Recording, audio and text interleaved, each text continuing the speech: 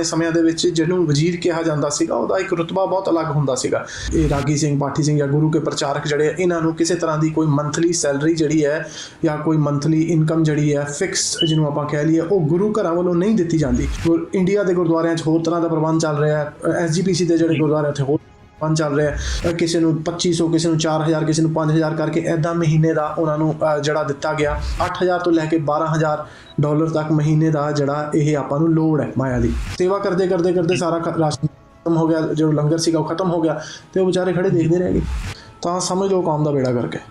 ਜੇ ਸਿੱਖਿਆ ਜਿਹੜੀ ਕੌਮ 'ਚ ਆਪਾਂ ਨਿਕਾਲ ਦਿੱਤੀ ਜਾਵੇ ਤਾਂ ਉਸ ਕੌਮ ਦਾ ਮਤਲਬ ਫਿਊਚਰ ਜਿਹੜਾ ਆਪਾਂ ਬ੍ਰਾਈਟ ਨਹੀਂ ਮੰਨ ਸਕਦੇ।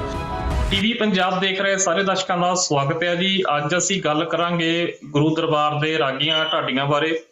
ਪਿਛਲੇ ਦਿਨੀ ਕੈਨੇਡਾ ਤੋਂ ਇੱਕ ਮੁਹਿੰਮ ਚੱਲੀ ਸੀ ਜਿਹਦੇ ਵਿੱਚ ਕਿਉਂਕਿ ਕਰੋਨਾ ਵਾਇਰਸ ਕਾਰਨ ਗੁਰੂ ਘਰਾਂ ਵਿੱਚ ਸੰਗਤ ਦੀ ਆਮਦ ਜਿਹੜੀ ਆ ਉਹ ਬਹੁਤ ਘਟ ਗਈ ਸੀ। ਬਹੁਤ ਸਾਰੇ ਦਿਸ਼ਾ ਨਿਰਦੇਸ਼ ਤੇ ਸਰਕਾਰੀ ਪਾਬੰਦੀਆਂ ਸਨ ਕਿਉਂਕਿ ਇਕੱਠ ਨਹੀਂ ਹੋ ਸਕਦੇ ਸੀ। ਇਸ ਕਰਕੇ ਗੁਰੂ ਘਰਾਂ ਵਿੱਚ ਜਿਹੜੀ ਆਮਦਨ ਸੀ ਉਹ ਵੀ ਘਟ ਗਈ ਤੇ ਇਹਦਾ ਸਿੱਧਾ ਅਸਰ ਜਿਹੜਾ ਸੀਗਾ ਜਿਹੜੇ ਗੁਰੂ ਘਰ 'ਚ ਗ੍ਰੰਥੀ ਨੇ ਜਾਂ ਰਾਗੀ ਢਾਡੀ ਨੇ ਉਹਨਾਂ ਤੇ ਪਿਆ ਸੀ। ਤੇ ਉਹਨਾਂ ਦੀ ਮਦਦ ਲਈ ਇੱਕ ਮੁਹਿੰਮ ਜਿਹੜੀ ਸੀ ਕੈਨੇਡਾ ਤੋਂ ਚੱਲੀ ਸੀ ਤੇ ਉਹਦੇ ਸੰਬੰਧੀ ਅੱਜ ਗੱਲਬਾਤ ਕਰਨ ਲਈ ਸਾਡੇ ਨਾਲ ਪ੍ਰਭ ਸਿਮਰ ਸਿੰਘ ਸਾਡੇ ਨਾਲ ਨੇ। ਪਰ ਇਸ ਦੇ ਨਾਲ ਅੱਜ ਅਸੀਂ ਗੱਲ ਕਰਾਂਗੇ ਕਿ ਜਿਹੜੀ ਉਹ ਮੁਹਿੰਮ ਚੱਲੀ ਸੀ ਉਹਦੇ ਨਾਲ ਕਿੰਨੇ ਸਿੰਘਾਂ ਨੂੰ ਫਾਇਦਾ ਹੋਇਆ, ਕਿਵੇਂ ਉਹਨਾਂ ਦੀ ਮਦਦ ਹੋਈ ਤੇ ਇਸ ਮੁਹਿੰਮ ਦਾ ਇੱਕ ਜਿਹੜਾ ਰੂਪ ਬਦਲਿਆ ਗਿਆ ਹੈ ਕਿ ਹੁਣ ਸਿੱਧੇ ਤੌਰ ਤੇ ਤੁਸੀਂ ਜਿਹੜੀ ਆ ਰਾਗੀਆਂ ਢਾਡੀਆਂ ਦੀ ਮਦਦ ਕਰ ਸਕਦੇ ਹੋ, ਕਿਵੇਂ ਕਰ ਸਕਦੇ ਹੋ, ਉਹਦੇ ਬਾਰੇ ਗੱਲਬਾਤ ਕਰਾਂਗੇ। ਪਰ ਸਭ ਤੋਂ ਪਹਿਲਾਂ ਅੱਜ ਅਸੀਂ ਜਿਹੜੀ ਸ਼ੁਰੂਆਤ ਕਰਨ ਜਾ ਰਹੇ ਹਾਂ ਉਹ ਇਸ ਗੱਲ ਤੋਂ ਕਰਨ ਜਾ ਰਹੇ ਹਾਂ ਕਿ ਇਸ ਵਕਤ ਸਿੱਖ ਜਗਤ ਦੇ ਵਿੱਚ ਜਿਹੜੇ ਗੁਰੂ ਕੇ ਵਜ਼ੀਰ ਅਸੀਂ ਕਹਿੰਦੇ ਆ ਰਾਗੀਆਂ ਨੂੰ ਜਾਂ ਗ੍ਰੰਥੀਆਂ ਨੂੰ, ਉਹਨਾਂ ਦੀ ਆਰਥਿਕ ਹਾਲਤ ਕੀ ਆ, ਉਹਨਾਂ ਦੀ ਸਮਾਜਿਕ ਹਾਲਤ ਜਿਹੜੀ ਕੀ ਆ, ਜਾਂ ਗੁਰੂ ਸਾਹਿਬਾਨ ਨੇ ਉਹਨਾਂ ਨੂੰ ਕੀ ਰੁਤਬਾ ਦਿੱਤਾ ਸੀ ਤੇ ਅੱਜ ਅਸੀਂ ਹਾਲਾਤ ਕੀ ਬਣਾ ਦਿੱਤੇ ਨੇ, ਇਹਦੇ ਬਾਰੇ ਗੱਲਬਾਤ ਕਰਨ ਲਈ ਪ੍ਰਭ ਸਿਮਰ ਸਿੰਘ ਸਾਡੇ ਨਾਲ ਨੇ। ਸੋ ਸਭ ਤੋਂ ਪਹਿਲਾਂ ਸਵਾਗਤ ਹੈ ਤੁਹਾਡਾ ਟੀਵੀ ਪੰਜਾਬ ਤੇ। ਵਾਹਿਗੁਰੂ ਜੀ ਕਾ ਖਾਲਸਾ, ਵਾਹਿਗੁਰੂ ਜੀ ਕੀ ਫਤਿਹ ਜੀ ਸਾਰਿਆਂ ਨੂੰ। ਪ੍ਰਭ ਸਿਮਰ ਜੀ, ਪਹਿਲਾਂ ਤਾਂ ਮੈਂ ਜਿਵੇਂ ਕਿ ਗੱਲ ਕੀਤੀ ਕਿ ਆਪਾਂ ਸਾਰੀਆਂ ਗੱਲਾਂ ਕਰਾਂਗੇ ਕਿ ਮੁਹਿੰਮ ਕਿਵੇਂ ਚੱਲਦੀ ਆ, ਪਰ ਮੈਂ ਚਾਹੁੰਦਾ ਕਿ ਪਹਿਲਾਂ ਆਪਾਂ ਇਹ ਚਾਨਣਾ ਪਾ ਲਈਏ ਕਿ ਗੁਰੂ ਸਾਹਿਬਾਨ ਨੇ ਜਿਹੜੇ ਗੁਰੂ ਕੇ ਵਜ਼ੀਰ ਕਹਿ ਕੇ ਨਵਾਜਿਆ ਸੀ ਗ੍ਰੰਥੀਆਂ ਨੂੰ, ਰਾਗੀਆਂ ਨੂੰ, ਉਹਨਾਂ ਨੂੰ ਕੀ ਰੁਤਬਾ ਗੁਰੂ ਸਾਹਿਬ ਨੇ ਦਿੱਤਾ ਸੀ ਤੇ ਅੱਜ ਸਾਡੇ ਸਮਾਜਿਕ ਹਾਲਾਤ ਕੀ ਨੇ? ਦੇਖੋ ਜੀ, ਜਿਵੇਂ ਤੁਸੀਂ ਆਪ ਪਹਿਲਾਂ ਦੱਸਿਆ ਵੀ ਗੁਰੂ ਕੇ ਵਜ਼ੀਰ ਕਹਿ ਕੇ ਜੋ ਗੁਰੂ ਸਾਹਿਬ ਨੇ ਨਿਵਾਜਿਆ ਸੀ, ਇਹ ਰਾਗੀ ਸਿੰਘ, ਪਾਠੀ ਸਿੰਘ, ਗ੍ਰੰਥੀ ਸਿੰਘ, ਢਾਡੀ ਸਿੰਘ, ਕਥਾਵਾਚਕ ਜਾਂ ਜਿੰਨੇ ਵੀ ਗੁਰੂ ਘਰ ਦੇ ਪ੍ਰਚਾਰਕ ਆਪਾਂ ਸ਼ਬਦ ਯੂਜ਼ ਕਰ ਲਈਏ ਹੈ ਨਾ, ਇਹ ਇਹਨਾਂ ਨੂੰ ਗੁਰੂ ਕੇ ਸਿਰਫ ਇੱਕ ਨਾਮ ਵਜੋਂ ਇੱਕ ਗੁਰੂ ਕੇ ਵਜ਼ੀਰ ਨਹੀਂ ਉਹਨਾਂ ਨੇ ਕਿਹਾ। ਰੁਤਬਾ ਇੱਦਾਂ ਹੁੰਦਾ ਸੀ ਜੀ, ਪੁਰਾਣੇ ਸਮਿਆਂ ਦੇ ਵਿੱਚ ਜਿਹਨੂੰ ਵਜ਼ੀਰ ਕਿਹਾ ਜਾਂਦਾ ਸੀਗਾ ਉਹਦਾ ਇੱਕ ਰੁਤਬਾ ਬਹੁਤ ਅਲੱਗ ਹੁੰਦਾ ਸੀਗਾ। ਜਦੋਂ ਗੁਰੂ ਹਰਗੋਬਿੰਦ ਪਾਤਸ਼ਾਹ ਜੀ ਢਾਡੀ ਵਾਰਾਂ ਸ਼ੁਰੂ ਕੀਤੀਆਂ ਤਾਂ ਉਹਨਾਂ ਨੇ ਇਹ ਹੁਕਮ ਜਾਰੀ ਕੀਤਾ ਵੀ ਜਿਹੜੇ ਢਾਡੀ ਸਿੰਘ ਆਉਣਗੇ ਉਹਨਾਂ ਨੂੰ ਤੁਸੀਂ ਹਾਥੀ ਤੇ ਬਿਠਾ ਕੇ ਲੈ ਕੇ ਆਓ। ਹੁਣ ਹਾਥੀ ਤੇ ਬਿਠਾ ਕੇ ਲੈ ਕੇ ਆਉਣ ਦਾ ਉਦੋਂ ਮਕਸਦ ਕੀ ਸੀ ਵੀ ਦੇਖੋ, ਉਸ ਜ਼ਮਾਨੇ ਦੇ ਵਿੱਚ 3 ਜਿਹੜੇ ਤਰ੍ਹਾਂ ਦੇ ਲੋਕ ਨੇ ਉਹਨਾਂ ਨੂੰ ਹਾਥੀ ਤੇ ਬਹਿਣ ਦੀ ਜਿਹੜੀ ਇਜਾਜ਼ਤ ਹੁੰਦੀ ਸੀ, ਹਾਥੀ ਤੇ ਉਹ ਬਹਿ ਸਕਦੇ ਸੀਗੇ। ਇੱਕ ਤਾਂ ਰਾਜਾ ਆਪ ਹੁੰਦਾ ਸੀਗਾ, ਇੱਕ ਉਹਦਾ ਜਿਹੜਾ ਸੈਨਾਪਤੀ ਸੀਗਾ ਤੇ ਇੱਕ ਜਿਹੜਾ ਤੋ ਇਹ ਆਪਾਂ ਜੇ ਇਸ ਤਰੀਕੇ ਨਾਲ ਆਪਾਂ ਸੋਚ ਕੇ ਦੇਖੀਏ ਵੀ ਗੁਰੂ ਸਾਹਿਬ ਜਿਹੜੇ ਹੈ ਉਹਨਾਂ ਨੇ ਬਹੁਤ ਇੱਕ ਵੱਡਾ ਰੁਤਬਾ ਜਿਹੜਾ ਹੈ ਗੁਰੂ ਕੇ ਵਜ਼ੀਰ ਕਹਿ ਕੇ ਜੋ ਨਿਵਾਜਿਆ ਰਾਗੀ ਸਿੰਘਾਂ ਨੂੰ, ਪਾਠੀ ਸਿੰਘਾਂ ਨੂੰ, ਢਾਡੀ ਸਿੰਘਾਂ ਨੂੰ, ਗ੍ਰੰਥੀ ਸਿੰਘਾਂ ਨੂੰ, ਉਹਨਾਂ ਦਾ ਜੋ ਬਣਦਾ ਹੋਇਆ ਮਾਣ, ਆਦਰ, ਸਤਿਕਾਰ ਜਿਹੜਾ ਰੁਤਬਾ ਜਿਹੜਾ ਉਹਨੂੰ ਆਪਾਂ ਬਹਾਲ ਕਰਨਾ ਕਿਸੇ ਤਰ੍ਹਾਂ ਜੀ, ਉਹ ਉਹਨਾਂ ਨੂੰ ਅੱਜ ਨਹੀਂ ਮਿਲ ਰਿਹਾ। ਇਹਦੇ ਵਿੱਚ ਕੋਈ ਦੋ ਰਾਏ ਨਹੀਂ, ਉਹਨਾਂ ਨੂੰ ਨਹੀਂ ਮਿਲ ਰਿਹਾ। ਸੋ ਉਹ ਕਿੱਦਾਂ ਆਪਾਂ ਬਹਾਲ ਕਰਨਾ ਉਹਦੇ ਬਾਰੇ ਆਪਾਂ ਅੱਜ ਥੋੜ੍ਹੀ ਗੱਲਬਾਤ ਕਰਾਂਗੇ ਜੀ। ਆਪਾਂ ਗੱਲਬਾਤ ਕੀਤੀ ਸੀ ਕਿ ਕੋਵਿਡ ਦਾ ਬਹੁਤ ਅਸਰ ਪਿਆ ਉਹਨਾਂ ਦੀ ਆਰਥਿਕ ਜਿਹੜੀ ਹਾਲਤ ਆ, ਕਿਉਂਕਿ ਸਭ ਤੋਂ ਪਹਿਲਾਂ ਇਹ ਦੱਸ ਦਿਓ ਕਿਉਂਕਿ ਬਹੁਤ ਸਾਰੇ ਸ਼ੰਕੇ ਹੁੰਦੇ ਨੇ ਸੰਗਤ ਦੇ ਵਿੱਚ ਕਿ ਉਹਨਾਂ ਨੂੰ ਗੁਰੂ ਘਰ ਤੋਂ ਕੋਈ ਤਨਖਾਹ ਮਿਲਦੀ ਆ ਜਾਂ ਕੋਈ ਹੋਰ ਤਰ੍ਹਾਂ ਦੀ ਮਦਦ ਮਿਲਦੀ ਆ। ਸੋ ਇਹ ਅਸਰ ਕਿਸ ਤਰ੍ਹਾਂ ਪਿਆ ਉਹਨਾਂ ਉੱਤੇ, ਥੋੜਾ ਪਹਿਲਾਂ ਆਪਾਂ ਇਹ ਵੀ ਕਲੀਅਰ ਕਰ ਲਈਏ।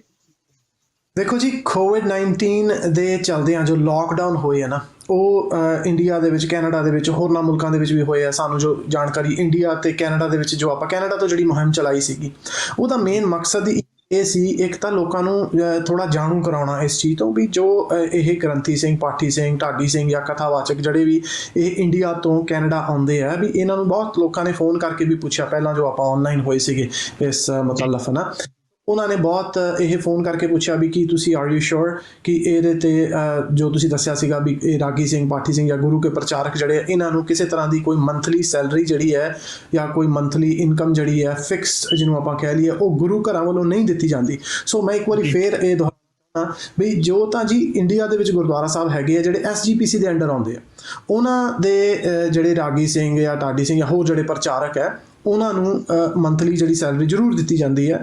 ਤੇ ਲੇਕਿਨ ਜੋ ਪਿੰਡਾਂ ਦੇ ਵਿੱਚ ਇੰਡੀਆ ਦੇ ਵਿੱਚ ਗੁਰਦੁਆਰੇ ਆ ਜਿਹੜੇ ਕਿ ਉੱਥੇ ਖਾਸ ਕਰਕੇ ਜਿਹੜੇ ਦੋ ਤਰ੍ਹਾਂ ਦੇ ਬੰਦੇ, ਜਿਵੇਂ ਗ੍ਰੰਥੀ ਸਿੰਘ ਹੋ ਗਏ ਤੇ ਪਾਠੀ ਸਿੰਘ ਹੋ ਗਏ, ਜਿਹੜੇ ਨਾ ਜਿਹਨਾਂ ਨੂੰ ਆਪਾਂ ਕਹਿੰਦੇ, ਉਹ ਗੁਰੂ ਗ੍ਰੰਥ ਸਾਹਿਬ ਜੀ ਦਾ ਜਦੋਂ ਰੋਲ ਲਾਉਂਦੇ ਆ, ਜਦੋਂ ਕਿਸੇ ਨੇ ਕੋਈ ਅਖੰਡ ਪਾਠ ਸਾਹਿਬ ਨੇ ਕੋਈ ਸਹਿਜ ਪਾਠ ਰਖਾਇਆ, ਉਹਦੇ ਤੇ ਫਿਰ ਜਦੋਂ ਰੋਲ ਲਾਉਂਦੇ ਤੇ ਉਹ ਉਹਨਾਂ ਨੂੰ ਪੈਸੇ ਮਿਲਦੇ ਸੀ ਕਿਤੇ ਨਾ ਕਿਤੇ। ਉਹ ਹੋਰ ਸੱਜੇ ਖੱਬੇ ਆਪਣੀ ਜੌਬ ਕਰਦੇ ਸੀਗੇ, ਉਹ ਜੌਬ ਵੀ ਬੰਦ ਹੋ ਗਈ ਤੇ ਆਪਣਾ ਜੋ ਹੁਣ ਦੇ ਦੌਰਾਨ ਜੋ ਲੋਕਡਾਊਨ ਚੱਲਿਆ ਤੇ ਗੁਰਦੁਆਰਾ ਸਾਹਿਬ ਦੇ ਵਿੱਚ ਜਿਵੇਂ ਤੁਸੀਂ ਦੱਸ ਰਹੇ ਹੋ ਵੀ ਆਮਦ ਜਿਹੜੀ ਹੈ ਸੰਗਤ ਦੀ ਉਹ ਵੀ ਘਟ ਗਈ। ਸੋ ਉਹਨਾਂ ਦੀ ਜਿਹੜੀ ਇਨਕਮ ਹੋ ਗਈ, ਕਿਉਂ? ਉਹਨਾਂ ਨੂੰ ਮੰਥਲੀ ਸੈਲਰੀ ਜਿਨ੍ਹਾਂ ਨੂੰ ਨਹੀਂ ਹੈਗੀ, ਹੁਣ ਕੈਨੇਡਾ ਦੇ ਵਿੱਚ ਵੀ ਜਿਨ੍ਹਾਂ ਨੂੰ ਮੰਥਲੀ ਸੈਲਰੀ ਨਹੀਂ ਹੈਗੀ, ਹੁਣ ਆਪਾਂ ਕੀ ਹੁੰਦਾ ਵੀ ਜਦੋਂ ਆਪਾਂ ਗੁਰਦੁਆਰਾ ਸਾਹਿਬ ਜਾਂਦੇ ਹਾਂ, ਸੋ ਉੱਥੇ ਆਪਾਂ ਮੱਥਾ ਟੇਕਦੇ ਹਾਂ, ਗੁਰੂ ਸਾਹਿਬ ਦੇ ਅੱਗੇ ਗੋਲਕ ਪਈ ਹੁੰਦੀ ਹੈ ਜਦੋਂ, ਸੋ ਉਸ ਗੋਲਕ ਦੇ ਵਿੱਚ ਜੋ ਆਪਾਂ ਤਿਲ ਫੁੱਲ ਜਿਹੜਾ ਆਪਾਂ ਪਾਉਂਦੇ ਹਾਂ, ਉਹਦੇ ਤੇ ਜਿਹੜਾ ਇਹ ਗੁਰੂ ਕੇ ਪ੍ਰਚਾਰਕ ਹੈ ਉਹਨਾਂ ਦਾ ਕੋਈ ਹੱਕ ਨਹੀਂ ਹੁੰਦਾ। ਸੋ ਗੁਰੂ ਕੇ ਪ੍ਰਚਾਰਕ ਜਿਹੜੇ ਜਦੋਂ ਫਰਜ਼ ਕਰੋ ਵੀ ਕੋਈ ਕਥਾਵਾਚਕ ਕਥਾ ਕਰ ਰਹੇ ਨੇ ਜਾਂ ਕੋਈ ਕੀਰਤਨ ਕਰ ਰਹੇ ਨੇ, ਉਹਨਾਂ ਦੇ ਅੱਗੇ ਇੱਕ ਛੋਟੀ ਜਿਹੀ ਆਪਾਂ ਕਹਿ ਲਈਏ ਬਾਸਕਟ ਜੀ, ਛੋਟੀ ਜਿਹੀ ਇੱਕ ਟੋਕਰੀ ਜੀ ਪਈ ਹੁੰਦੀ ਆ।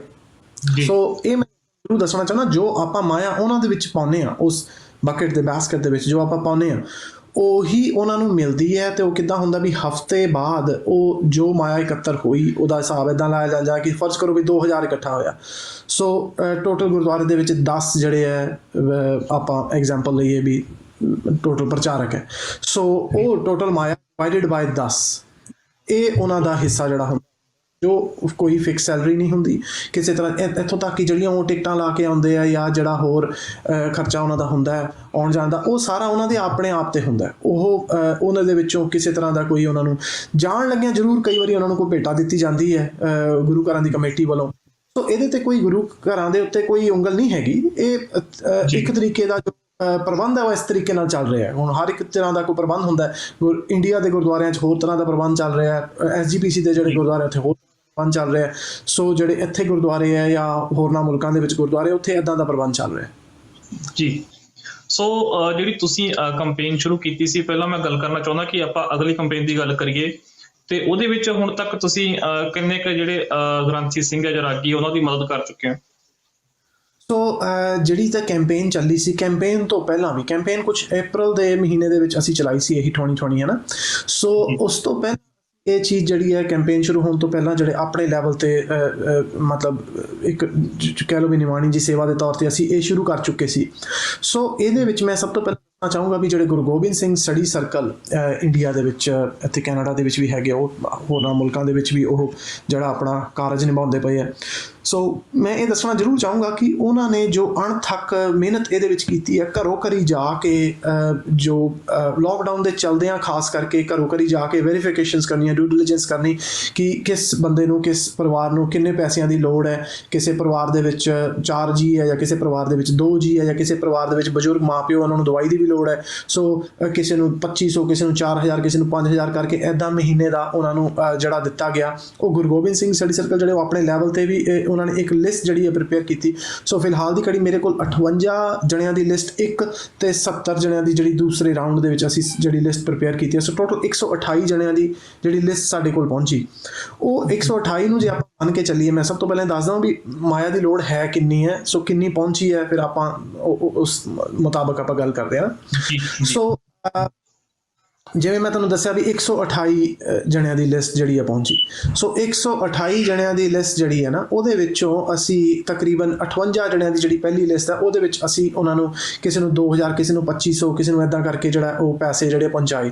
ਕੁਛ ਜਿਹੜੇ ਮਾਇਆ ਉਹ ਕੈਨੇਡਾ ਦੇ ਵਿੱਚ ਜਿਹੜੇ ਇੱਥੇ ਰਾਗੀ ਸਿੰਘ, ਪਾਠੀ ਸਿੰਘ ਸੀ, ਜਿਨ੍ਹਾਂ ਨੂੰ ਅਸੀਂ ਸਮਝਿਆ ਵੀ ਬਹੁਤ ਜ਼ਿਆਦਾ ਲੋੜ ਹੈ ਤੇ ਹੋਰ ਕਿਸੇ ਪਾਸੋਂ ਉਹਨਾਂ ਨੂੰ ਜਿਹੜੇ ਇਨਕਮ ਦੇ ਸਾਧਨ ਉਹ ਨਹੀਂ ਹਨ, ਉਹਨਾਂ ਨੂੰ ਜਿਹੜੀ ਉਹ ਮਾਇਆ ਪਹੁੰਚਾਈ ਗਈ। ਸੋ ਇਹਨੂੰ ਜੇ ਤੁਸੀਂ 128 ਦੀ ਲਿਸਟ ਨੂੰ ਨਾ ਮਲਟੀਪਲਾਈ 5000 ਵੀ ਮਹੀਨੇ ਦਾ ਕਰਕੇ ਦੇਖੋ ਜਾਂ 2500, 3000 ਵੀ ਕਰਕੇ ਦੇਖੋ, ਤਾਂ ਕੋਈ 8000 ਤੋਂ ਲੈ ਕੇ $12,000 ਤੱਕ ਮਹੀਨੇ ਦਾ ਜਿਹੜਾ ਇਹ ਆਪਾਂ ਨੂੰ ਲੋੜ ਹੈ ਮਾਇਆ ਦੀ। ਸੋ 8000 ਤੋਂ ਲੈ ਕੇ $12,000 ਤੱਕ ਮਹੀਨੇ ਦੀ ਲੋੜ ਹੈ। ਜੋ ਮਾਇਆ ਕੈਂਪੇਨ ਦੇ ਰਾਹੀਂ ਇਕੱਤਰ ਹੋਈ ਸੀ, ਉਹ ਕੈਂਪੇਨ ਕੁਝ ਥੋੜ੍ਹੇ ਜਿਹੇ ਦਿਨਾਂ ਲਈ ਚੱਲੀ ਹੈ। ਉਸ ਤੋਂ ਬਾਅਦ ਅਸੀਂ ਕੈਂਪੇਨ ਨੂੰ ਬੰਦ ਕਰ ਦਿੱਤਾ ਇੱਕ ਤਰੀਕੇ ਨਾਲ, ਜਾਂ ਇੱਦਾਂ ਕਹਿ ਲਈਏ ਕਿ ਉਹਦਾ ਰੁਖ ਜਿਹੜਾ ਹੈ ਉਹ ਅਸੀਂ ਦੂਸਰੇ ਤਰੀਕੇ ਵੱਲ ਮੋੜ ਦਿੱਤਾ। ਉਹ ਮੈਂ ਤੁਹਾਨੂੰ ਹੁਣੇ ਥੋੜ੍ਹੀ ਦੇਰ 'ਚ ਦੱਸਦਾ। ਮੈਂ ਤੁਹਾਨੂੰ ਪਹਿਲਾਂ ਹੀ ਦੱਸ ਦੇਵਾਂ ਵੀ ਮਾਇਆ ਇਕੱਤਰ ਕਿੰਨੀ ਹੋਈ।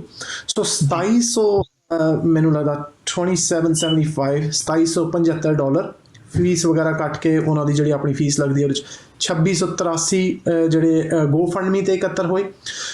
$250 ਜਿਹੜਾ ਸੀਗਾ ਇੱਕ ਸਿੰਘ ਨੇ ਸੇਵਾ ਕੀਤੀ, $50 ਕਰਕੇ ਇੱਕ ਸਿੰਘ ਨੇ 2 ਵਾਰੀ ਇੱਦਾਂ ਸੇਵਾ ਕੀਤੀ। ਸੋ ਟੋਟਲ ਆਪਾਂ ਰਫਲੀ ਮੰਨ ਕੇ ਚੱਲੀਏ ਵੀ 3000 ਦੇ ਨੇੜੇ ਤੇੜੇ ਜੋ ਕੈਂਪੇਨ ਦੇ ਰਾਹੀਂ ਜੋ ਆਪਾਂ TV ਤੇ ਜਦੋਂ ਇੰਟਰਵਿਊ ਹੋਈ ਹੈ ਤੁਹਾਡੇ TV ਪੰਜਾਬ ਤੇ ਸਿੱਖ ਚੈਨਲ ਤੇ ਜਾਂ ਏਕਮ TV ਤੇ ਜਦੋਂ ਇਹ ਆਪਾਂ ਲਾਈਵ ਹੋਏ ਤਾਂ ਉਸ ਤੋਂ ਬਾਅਦ ਇਹ $1000 ਜਿਹੜਾ ਉਹ ਇਕੱਤਰ ਹੋਇਆ। ਫਿਰ ਉਸ ਤੋਂ ਬਾਅਦ ਕੀ ਹੋਇਆ ਵੀ ਸਾਨੂੰ ਲੋਕਾਂ ਦੇ ਫੋਨ ਆਉਣੇ ਸ਼ੁਰੂ ਹੋਏ ਵੀ ਜੋ ਇਹ ਮਾਇਆ ਹੈ ਉਹ ਕਿਸ ਤਰੀਕੇ ਨਾਲ ਜਿਹੜੀ ਹੈ ਉਹ ਵੰਡੀ ਜਾਏਗੀ ਜਾਂ ਕਿਸ ਤਰੀਕੇ ਨਾਲ ਤੁਸੀਂ ਕਿੱਦਾਂ ਇਹ ਵੈਰੀਫਾਈ ਕਰ ਰਹੇ ਹੋ ਕਿ ਕਿਹਨੂੰ ਮਾਇਆ ਦੀ ਲੋੜ ਹੈ ਜਾਂ ਕਿਸ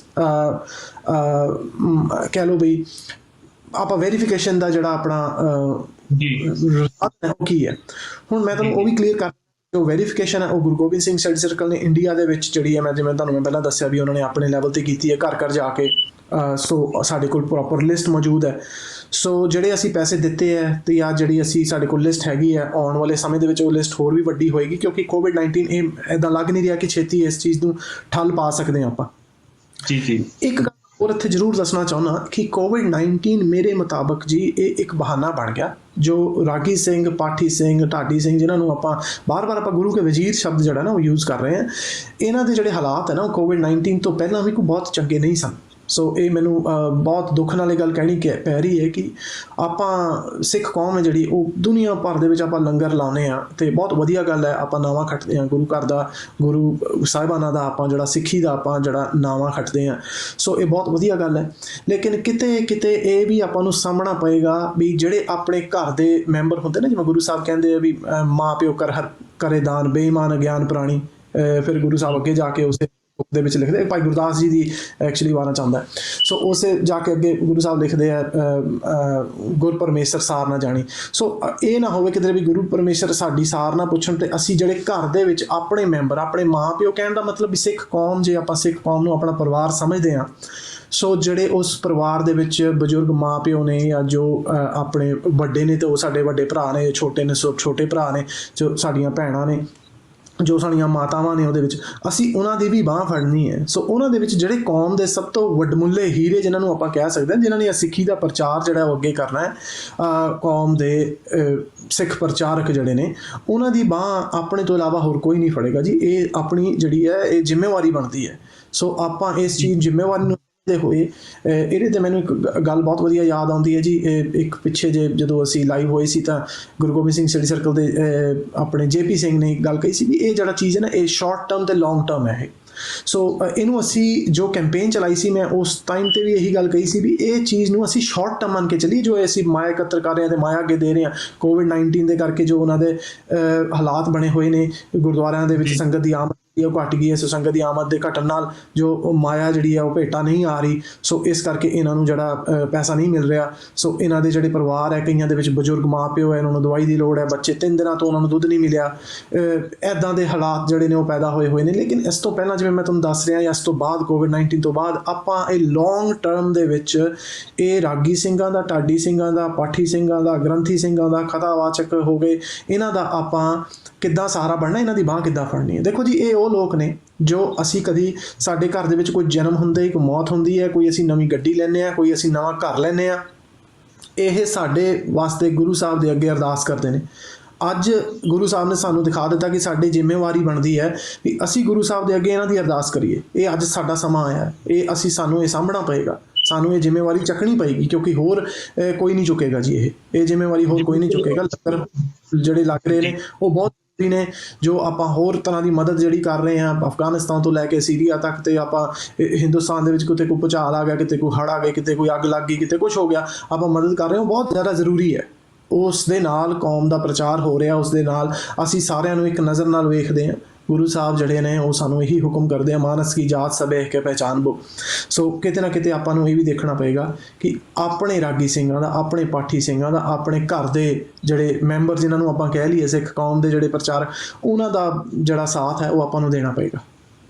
ਜੀ ਬਿਲਕੁਲ ਅਕਸਰ ਜਿਹੜੇ ਤੁਹਾਡੀ ਗੱਲਾਂ ਤੋਂ ਮੈਨੂੰ ਗੱਲ ਯਾਦ ਆਈ ਕਿ ਪੰਜਾਬ ਦੇ ਪਿੰਡਾਂ 'ਚ ਵੀ ਅਕਸਰ ਕਈ ਵਾਰ ਦੇਖਿਆ ਕਿ ਹਾਲਾਂਕਿ ਬਹੁਤ ਘੱਟ ਤਨਖਾਹ ਜਿਹੜੀ ਪੰਚਾਇਤਾਂ ਵੱਲੋਂ ਜਿਹੜੇ ਪਿੰਡਾਂ ਦੇ ਗੁਰੂ ਘਰ ਹੁੰਦੇ ਆ ਉੱਥੇ ਜਿਹੜੇ ਗ੍ਰੰਥੀ ਸਿੰਘ ਸੇਵਾ ਵਾਲੇ ਰੱਖੇ ਜਾਂਦੇ ਉਹਨਾਂ ਦੀ ਹੁੰਦੀ ਆ, ਪਰ ਕਈ ਵਾਰੀ ਉਹਨਾਂ ਤੇ ਵੀ ਕਿੰਤੂ ਪਰੰਤੂ ਹੁੰਦਾ ਕਿ ਇਹ ਕਰਦੇ ਕੀ ਆ ਭਲਾ, ਇੰਨੀ ਦੱਸੋ ਤਨਖਾਹ ਇਹਨਾਂ ਨੂੰ ਕਾਹਤੋਂ ਦੇਣੀ ਆ। ਕਈ ਵਾਰ ਇੱਦਾਂ ਦੀਆਂ ਵੀ ਮੰਦਭਾਗੀਆਂ ਗੱਲਾਂ ਵੀ ਸਾਨੂੰ ਸੁਣਨੀਆਂ ਪੈਂਦੀਆਂ। ਸੋ ਮੈਂ ਹੁਣ ਜੇ ਤੁਸੀਂ ਗੱਲ ਛੇੜੀ ਆ ਤੇ ਕਿੱਥੇ ਹੋਰ ਗੱਲ ਕਰਨੀ ਚਾਹੁੰਦਾ ਕਿ ਕਿਉਂਕਿ ਗ੍ਰੰਥੀ ਸਿੰਘ ਉਹ ਨੇ ਜੋ ਸਾਨੂੰ ਗੁਰੂ ਸਾਹਿਬ ਦੀ ਬਾਣੀ ਪੜ੍ਹ ਕੇ ਸੁਣਾਉਂਦੇ ਨੇ। ਸਾਨੂੰ ਸਿੱਧੇ ਕਈ ਵਾਰੀ ਬਾਣੀ ਦੀ ਸਮਝ ਨਹੀਂ ਆਉਂਦੀ, ਫਿਰ ਸਾਨੂੰ ਅਰਥ ਕਰਕੇ ਸਮਝਾਉਂਦੇ ਨੇ। ਜੇ ਉਹਨਾਂ ਦੇ ਹਾਲਾਤ ਚੰਗੇ ਨਹੀਂ ਹੋਣਗੇ, ਜੇ ਉਹਨਾਂ ਦਾ ਅਸੀਂ ਢਿੱਡ ਨਹੀਂ ਭਰਾਂਗੇ, ਤਾਂ ਤੁਹਾਨੂੰ ਕੀ ਲੱਗਦਾ ਕਿ ਜਿਹੜੀ ਸਿੱਖ ਧਰਮ ਦੇ ਅਗਲੇ ਬੱਚੇ ਆ ਜਾਂ ਜਿਹੜੀ ਅਗਲੀ ਪਨੀਰੀ ਆ ਉਹਦੇ ਤੇ ਵੀ ਇਹਦਾ ਮਾੜਾ ਅਸਰ ਪਊਗਾ? ਦੇਖੋ ਜੀ, ਮਾੜਾ ਅਸਰ ਆਲਰੇਡੀ ਪੈ ਰਿਹਾ।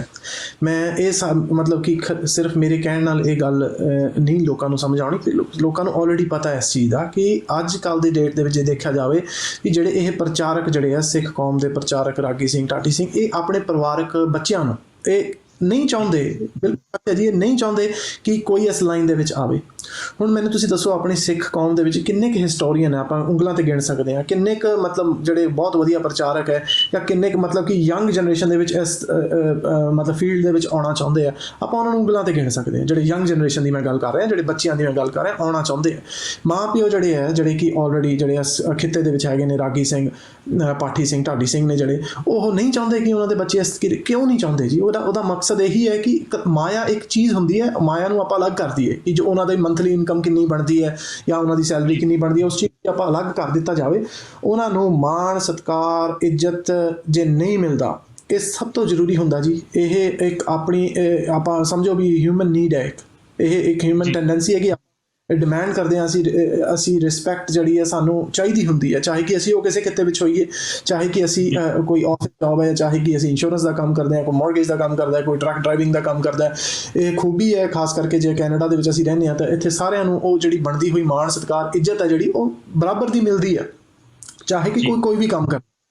ਫਿਰ ਇਸੇ ਤਰੀਕੇ ਨਾਲ ਸਾਡੇ ਜਿਹੜੇ ਰਾਗੀ ਸਿੰਘ, ਪਾਠੀ ਸਿੰਘ, ਢਾਡੀ ਸਿੰਘ, ਗੁਰੂ ਕੇ ਪ੍ਰਚਾਰਕ, ਗੁਰੂ ਕੇ ਵਜ਼ੀਰ, ਜਿਨ੍ਹਾਂ ਨੂੰ ਗੁਰੂ ਸਾਹਿਬ ਨੇ ਕਹਿ ਕੇ ਨਿਵਾਜਿਆ ਜੀ, ਮੈਨੂੰ ਨਹੀਂ ਸਮਝ ਆਉਂਦੀ ਵੀ ਆਪਾਂ ਇਹਨਾਂ ਨੂੰ ਕਿਉਂ ਜਿਹੜਾ ਉਹ ਬਣਦਾ ਹੋਇਆ ਮਾਣ, ਆਦਰ, ਸਤਿਕਾਰ ਨਹੀਂ ਦੇ ਸਕਦੇ ਜੀ।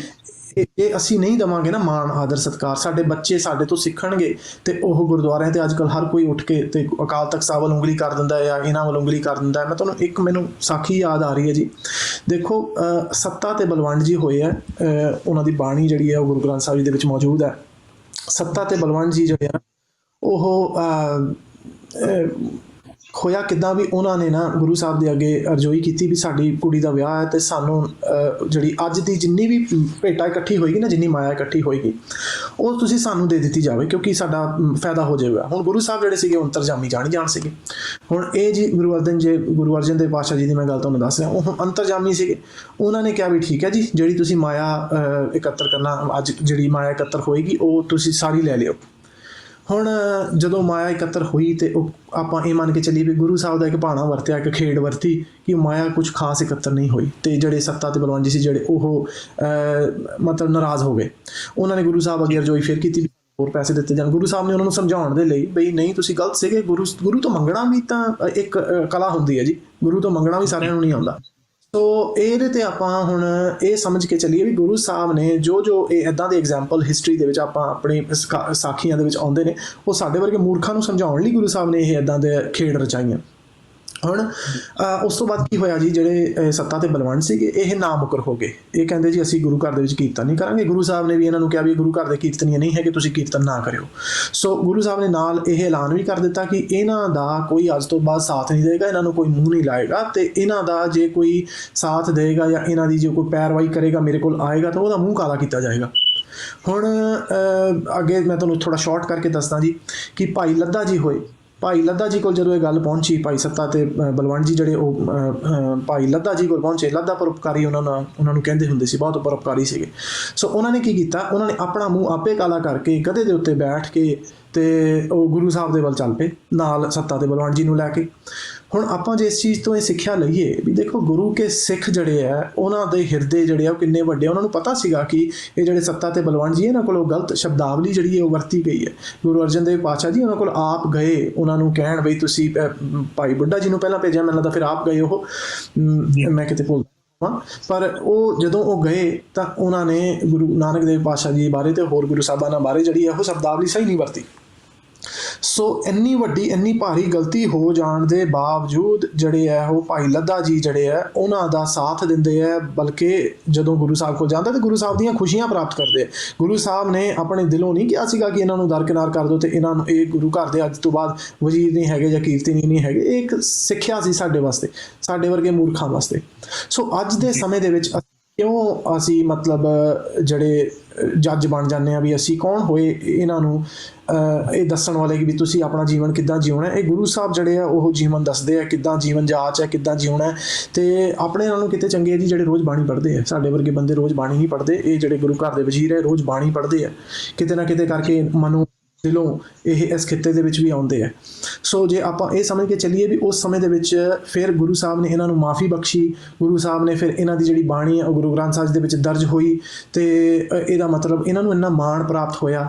ਸੋ ਅੱਜ ਜੇ ਕਿਤੇ ਇੱਕ ਅੱਧਾ ਕੋਈ ਰਾਗੀ ਸਿੰਘ ਜਾਂ ਪਾਠੀ ਸਿੰਘ ਕੋਈ ਗਲਤੀ ਕਰ ਲੈਂਦਾ ਤਾਂ ਆਪਾਂ ਸਾਰਿਆਂ ਨੂੰ ਇੱਕੋ ਕਿੱਲੇ ਨਾਲ ਬੰਨ੍ਹ ਦੇਣਾ ਕੋਈ ਸਿਆਣਪ ਨਹੀਂ ਹੈਗੀ ਮੇਰੇ ਮੁਤਾਬਕ।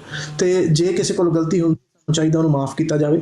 ਸੋ ਮਤਲਬ ਜਿਵੇਂ ਤੁਸੀਂ ਸਵਾਲ ਪੁੱਛਿਆ ਸੀ ਨਾ ਵੀ ਜੋ ਹਾਲਾਤ ਕਿੱਦਾਂ ਦੇ ਚੱਲ ਰਹੇ ਆ ਜਾਂ COVID-19 ਨੂੰ ਆਪਾਂ ਜੇ ਇੱਕ ਪਾਸੇ ਰੱਖਿਆ ਜਾਵੇ, ਜਨਰਲੀ ਆਪਾਂ ਸੋਚਿਆ ਜਾਵੇ ਹਾਲਾਤ ਉਹ ਕਿੱਦਾਂ ਦੇ ਚੱਲ ਰਹੇ ਆ, ਸੋ ਉਹਦੇ ਤੇ ਵੀ ਆਪਾਂ ਨੂੰ ਪਏਗੀ। ਜਿਵੇਂ ਆਪਾਂ ਸ਼ਾਰਟ ਟਰਮ ਤੇ ਲੌਂਗ ਟਰਮ ਦੀ ਗੱਲ ਕਰ ਰਹੇ ਹਾਂ ਵੀ ਲੌਂਗ ਟਰਮ ਦੇ ਵਿੱਚ ਕਿੱਦਾਂ ਬਾਂਹ ਫੜਨੀ ਹੈ ਨਾ ਜੀ। ਇੱਕ ਮੈਂ ਹੁਣ ਆਪਾਂ ਗੱਲ ਕਰਨੀ ਚਾਹੁੰਦਾ ਕਿ ਤੁਸੀਂ ਕਿਹਾ ਕਿ ਤੁਸੀਂ ਕੰਪੇਨ ਸ਼ੁਰੂ ਕੀਤੀ ਸੀ, ਬੰਦ ਕਰਤੀ, ਪਰ ਤੁਸੀਂ ਉਹਨੂੰ ਇੱਕ ਨਵਾਂ ਰੂਪ ਦਿੱਤਾ। ਮੈਂ ਚਾਹੁੰਦਾ ਕਿ ਹੁਣ ਆਪਾਂ ਇੱਥੇ ਉਹ ਗੱਲ ਕਰੀਏ ਕਿ ਜਿਹੜਾ ਨਵਾਂ ਰੂਪ ਦਿੱਤਾ ਉਸ ਕੰਪੇਨ ਨੂੰ ਕਿ ਹੁਣ ਕਿਵੇਂ ਮਦਦ ਕੀਤੀ ਜਾ ਸਕਦੀ ਹੈ, ਉਹਦੇ ਬਾਰੇ ਥੋੜਾ ਜ਼ਰੂਰ ਚੱਲਣਾ ਪਊ।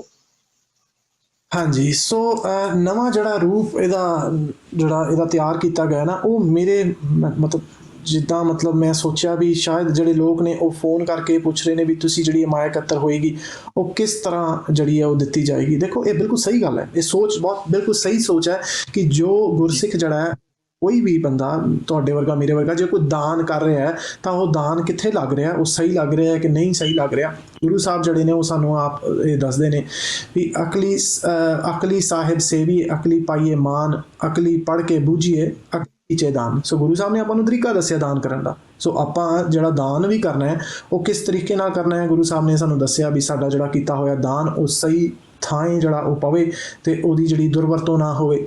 ਸੋ ਇਸ ਮਤਲਬ ਚੀਜ਼ ਨੂੰ ਮੁੱਖ ਰੱਖਦੇ ਹੋਏ ਆਪਾਂ ਇਹ ਮੰਨ ਕੇ ਚੱਲੀਏ ਵੀ ਜਿਹੜਾ ਉਹ ਮਾਇਆ ਇਕੱਤਰ ਹੋਈ ਸੀ ਉਹ ਤਾਂ ਚਲੋ ਜੀ ਮਤਲਬ ਅਸੀਂ ਅੱਗੇ ਜਿਹੜੀ ਆ ਉਹ ਵੰਡ ਦਿੱਤੀ ਗਈ ਹੈ, ਉਹ ਦੇ ਦਿੱਤੀ ਗਈ ਹੈ, ਲੋੜਵੰਦਾਂ ਤੱਕ ਪਹੁੰਚ ਗਈ ਹੋਈ ਹੈ।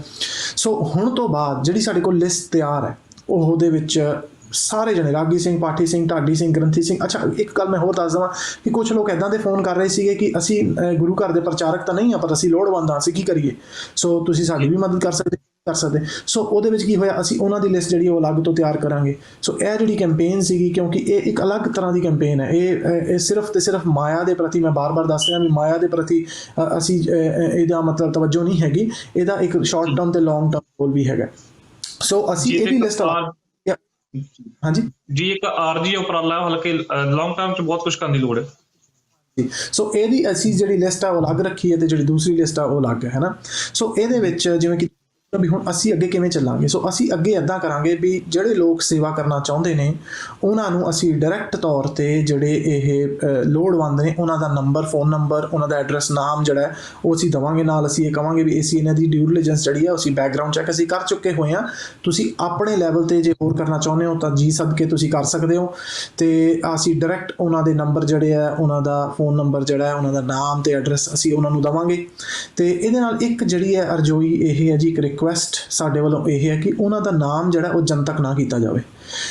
ਜਿਨ੍ਹਾਂ ਦੀ ਤੁਸੀਂ ਦੀ ਮਦਦ ਕਰਨੀ ਹੈ ਉਹ ਤੁਸੀਂ ਪਲੀਜ਼ ਗੁਪਤ ਰੱਖੋ। ਤੁਸੀਂ ਸਾਡੇ ਕੋਲੋਂ ਨਾਮ, ਨੰਬਰ ਤੇ ਜਿਹੜਾ ਡਿਟੇਲਸ ਲਓਗੇ ਉਹ ਤੁਸੀਂ ਅੱਗੇ ਫੇਸਬੁੱਕ ਤੇ ਜਾਂ ਕਿਸੇ ਮੀਡੀਆ ਤੇ ਉਹ ਤੁਸੀਂ ਕਿਰਪਾ ਕਰਕੇ ਨਾ ਪਾਇਓ ਤੇ ਉਹ ਸਾਨੂੰ ਜ਼ਰੂਰ ਤੁਸੀਂ ਦੱਸਿਓ ਵੀ ਇੰਨੀ ਮਦਦ ਅਸੀਂ ਇਹਨਾਂ ਦੀ ਕਰਤੀ ਹੈ। ਹੁਣ ਦੇਖੋ ਇਹ ਤੁਹਾਡੇ ਕੰਮਾਂ ਤੇ ਡਿਪੈਂਡ ਕਰਦਾ ਹੈ, ਤੁਹਾਡੇ ਕਾਰੋਬਾਰਾਂ ਤੇ ਡਿਪੈਂਡ ਕਰਦਾ ਹੈ, ਤੁਹਾਡੀਆਂ ਜੌਬਸ ਤੇ ਡਿਪੈਂਡ ਕਰਦਾ ਹੈ ਕਿ ਸੰਗਤ ਜਿਹੜੀ ਹੈ ਉਹ ਮਤਲਬ ਹਰ ਕਿਸੇ ਦੀ ਆਪਣੀ ਆਪਣੀ ਕੈਪੈਸਿਟੀ ਹੁੰਦੀ ਹੈ। ਕੋਈ $50 ਦੇ ਸਕਦਾ ਮਹੀਨੇ ਦੇ, ਕੋਈ 2000 ਦੇ ਸਕਦਾ ਮਹੀਨੇ ਦਾ।